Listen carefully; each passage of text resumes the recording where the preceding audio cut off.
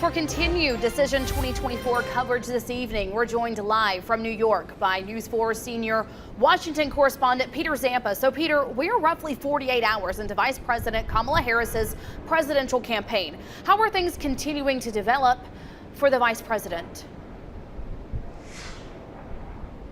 Yeah, well, Kinsley, we saw her in her first official real rally on the campaign trail today in Milwaukee, Wisconsin. And Wisconsin is going to be one of those crucial states in 2024 for both sides of the aisle. It's one of those battleground states, but we can tell where her lines of attack are headed. You know, she tested out some material yesterday among campaign staffers in Delaware, clearly liked what the reaction was, brought it to the campaign trail today, trying to portray herself as a former prosecutor, a former attorney general in California against Donald Trump, someone who is now a convicted felon in the state of New York, someone she calls a woman abuser and a fraudster, trying to get ahead for his own personal gain. You can tell where these attack lines are headed. Now it's all about continuing her momentum that she's gotten over the last 48 hours, because she truly is getting that sort of honeymoon boost, if you will, with this shakeup in the campaign. And that's coming in the form of money, too. A huge historic windfall, according to the campaign, over the last 48 hours as she gets some of those delegates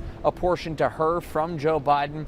And she also got key endorsements today from Hakeem Jeffries and Chuck Schumer on Capitol Hill. And this all comes as she's going to take some criticism, especially among Republicans who say she didn't have to go through the primary process to top the ticket. She didn't have to fight off other contenders this year. So there will be those attack lines. But by and large, we are seeing the Democratic Party come to her support in droves ahead of that convention in a couple weeks. So, Peter, the head of the Secret Service resigned today, 10 days after a gunman tried to assassinate former President Donald Trump at a rally. What can you tell us about this decision?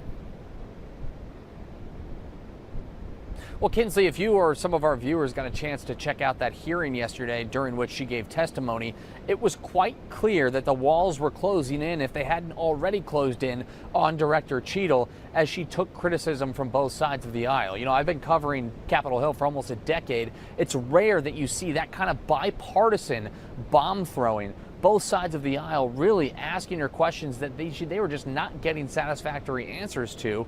And in the end, both sides of the aisle were asking for her to resign, which she did today, because at the end of the day, they have a duty in the Secret Service to protect our nation's leaders first and foremost, and they failed to do that on July 13th.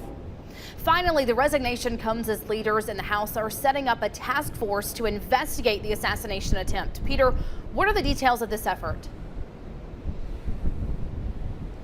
That's right. This resignation just one step, but Speaker Mike Johnson and Minority Leader Hakeem Jeffries both want to see it taken further. They want to dig in on this and try to accomplish three things: figure out what happened, try to apportion accountability to those beyond just Director Cheadle, and also to make sure it never happens again. They want to see why the Secret Service has these issues, see if there are any systemic problems within the service that they need to address and eradicate. So 7 Republicans, 6 Democrats will be on this committee. Those names will be given to us at some point throughout this week.